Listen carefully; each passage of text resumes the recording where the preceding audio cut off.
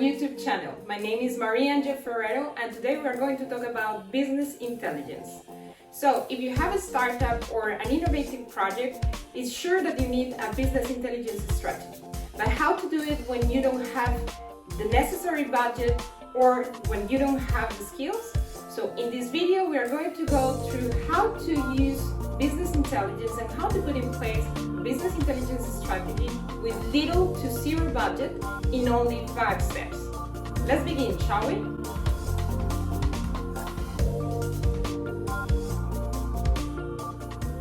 So the first step is to follow what is important for your company or for your product.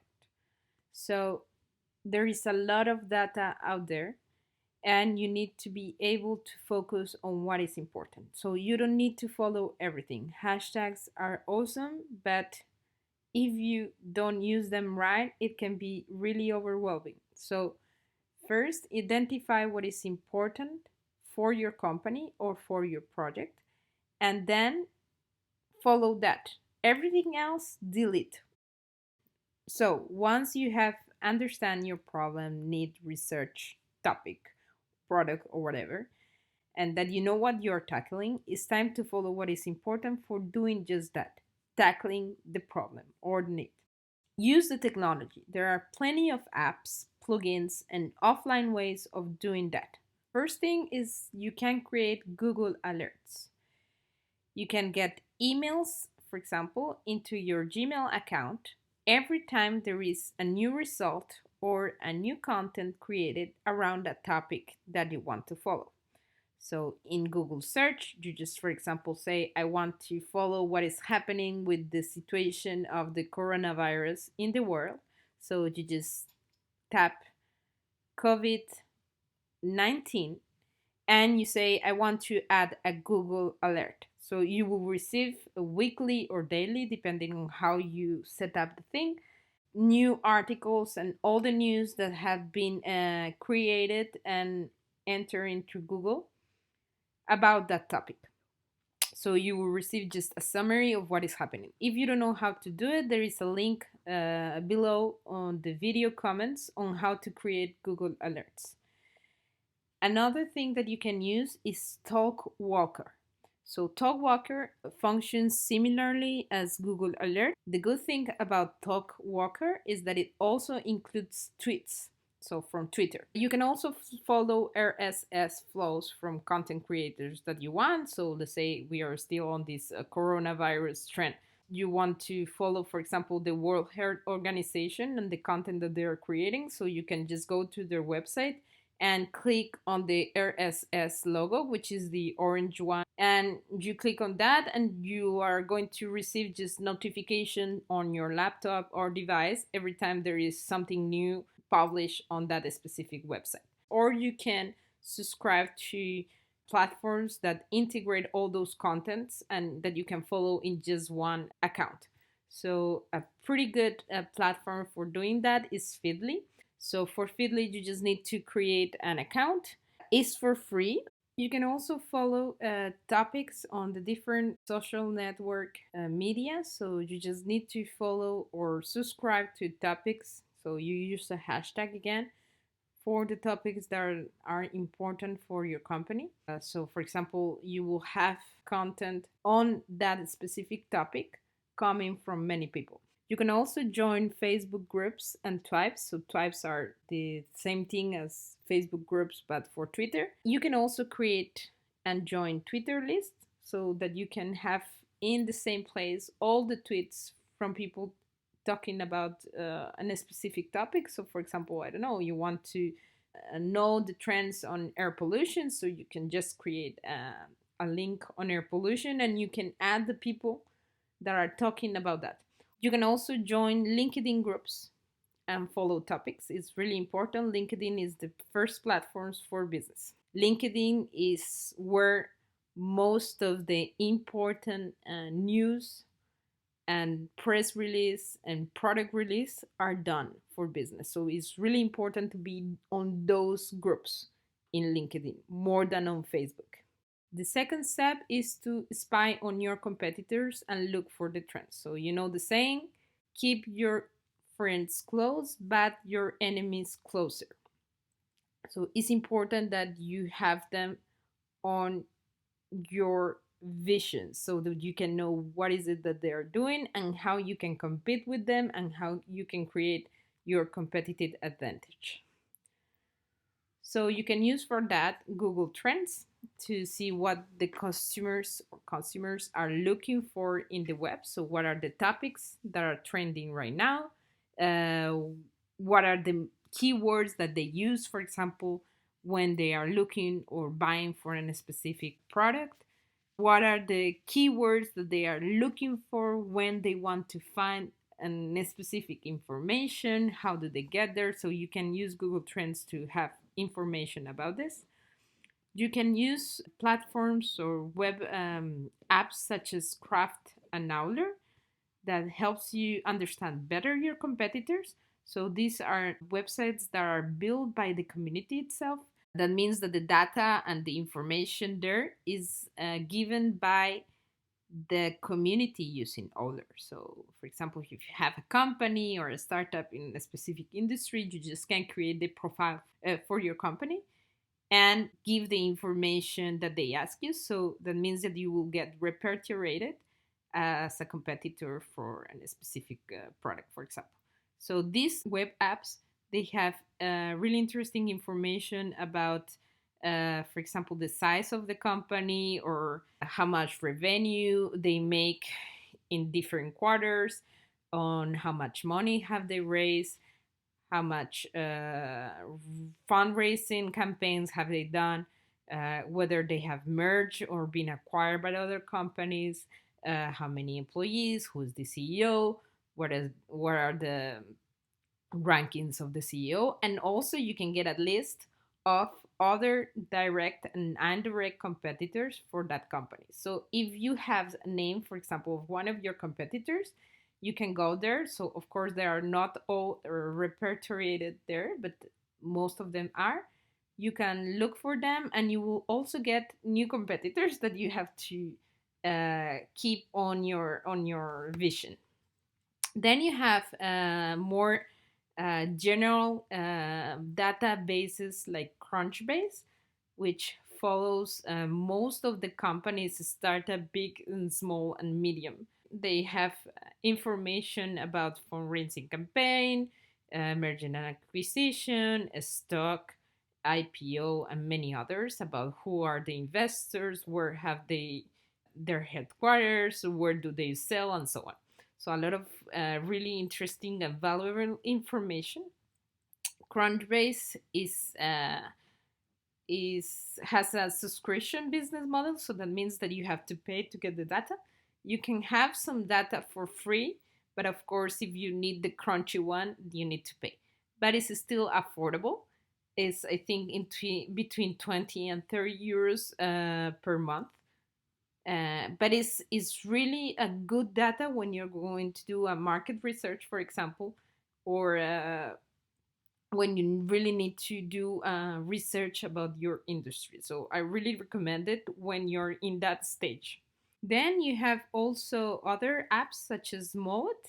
So Mode is where you can see how ad campaigns, publications, and advertising are made by the competitors, and you can have an analysis of how they are used and how they are perceived by the customers. So it's pretty interesting because it can give you idea of how to use your money in marketing and in advertising.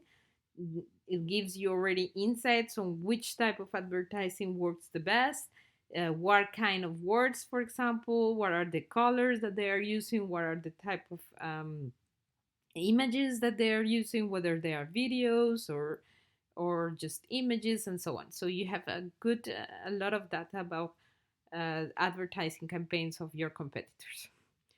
You have SEM Rush that analyzes traffic from websites.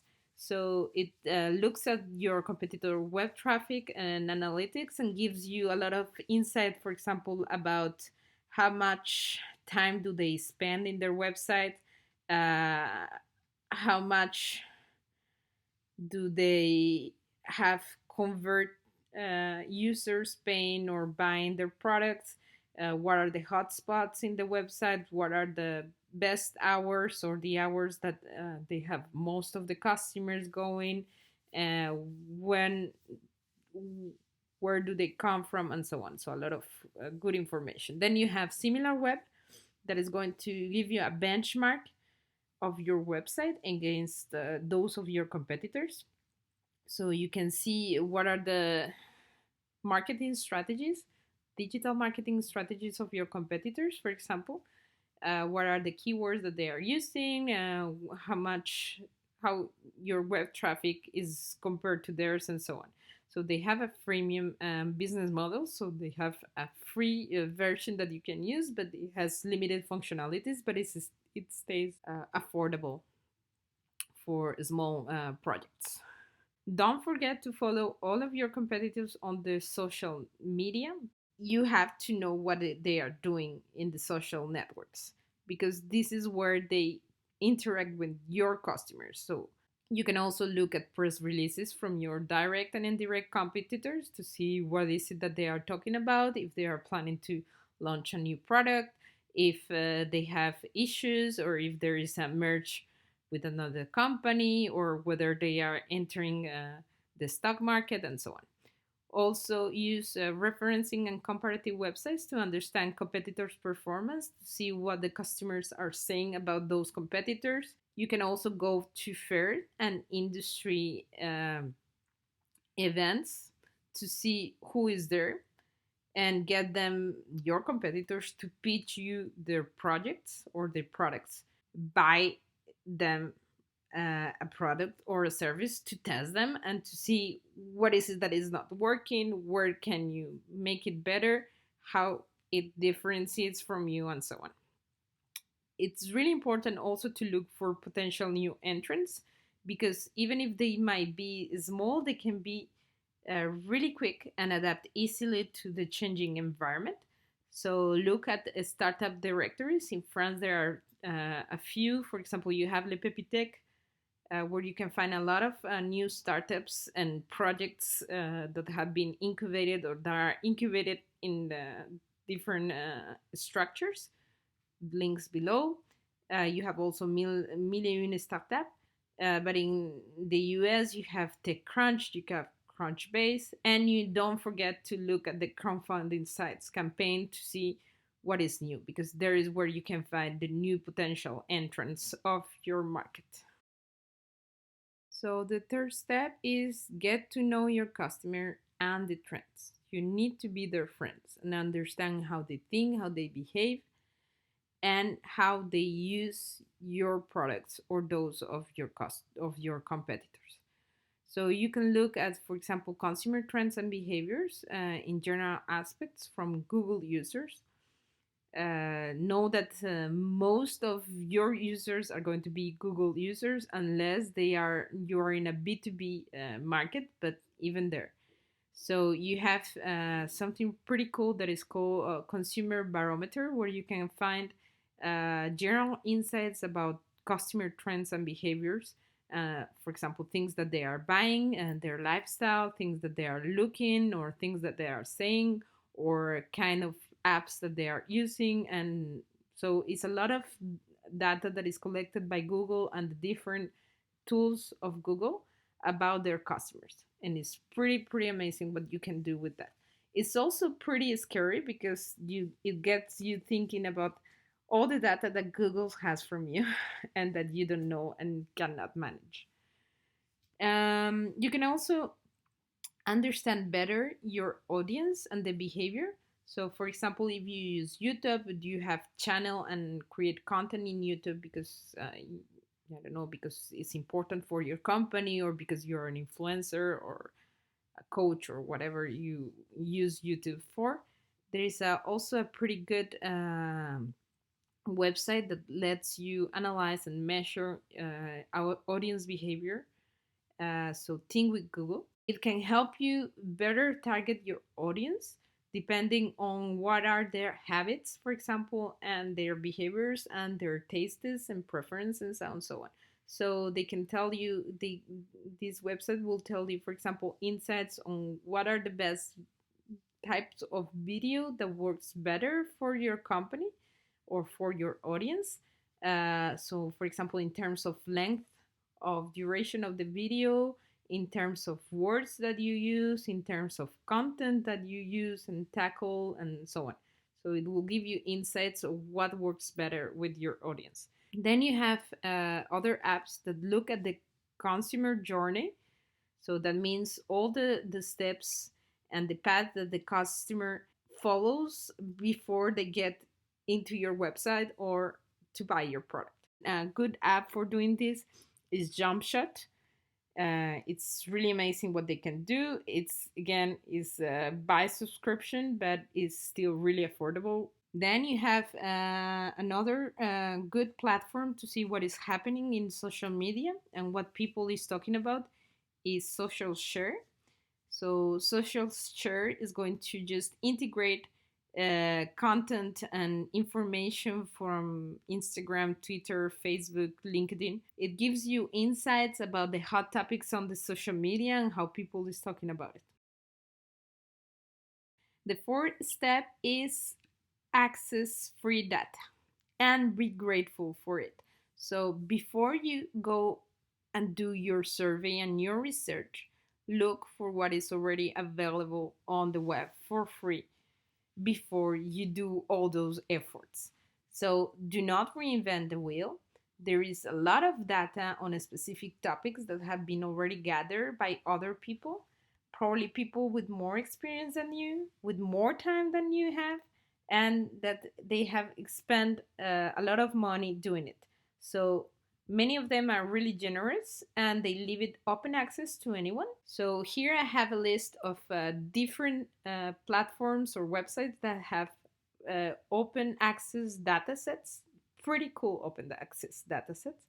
I will say that my favorite one is Kaggle, the one that is on the first line, because you can find any kind of data, any topic. So it's multidisciplinary, coming from all sides of the world, and you can find pretty good data sets. So just be sure that whatever data set you use, that you understand what they are measuring, that you understand how they measure, and that you can organize the data well.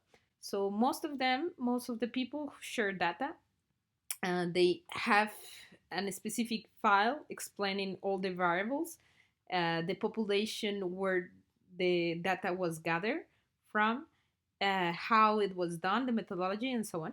So be sure you have access to this because it's important if you want to be sure that the data is reliable.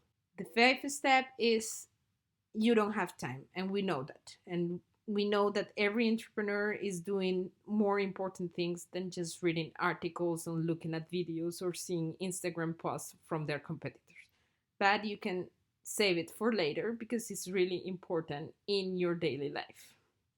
So, I know that many times you find interesting data, articles, videos, or information that you know is important for your business, but that you are just not having the time right away to look at it. So either because you have a daily routine and the work gives you little time to read those, or because you're just interviewing a client and you cannot look at the post from your competitor, or because you're taking a class and you cannot look at internet and so on. So there are some apps and plugins that you can download to your browser or your phone or your tablet or whatever device you use to save articles, videos, news, voice recording, or whatever you find interesting for later when you have more time. So there are many in the industry, in the market. The one that I use and that I recommend is Pocket.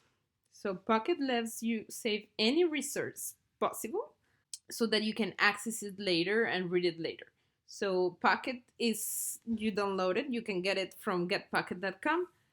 You download it and you have a plugin on your browser. Every time you find something interesting, you can just click on it and it will save it directly to your account. So once you open your Pocket profile, you have the list of all the articles that you have to read. It also, you can also organize them by categories or by topics, so it's easier to find the information you want to read and to know to which topic it is linked to. You can also have the web app. So for in any case you don't have your device with you, you can access through the web app to all the articles you've saved. Another good app, pretty good app that I recommend you to use is Evernote, which is a knowledge management tool to save and manage notes, pictures, videos, voice recording, articles, web resources, whatever you have. So you just have on one same app, you can have everything for saving and controlling all your knowledge and information on a specific topic.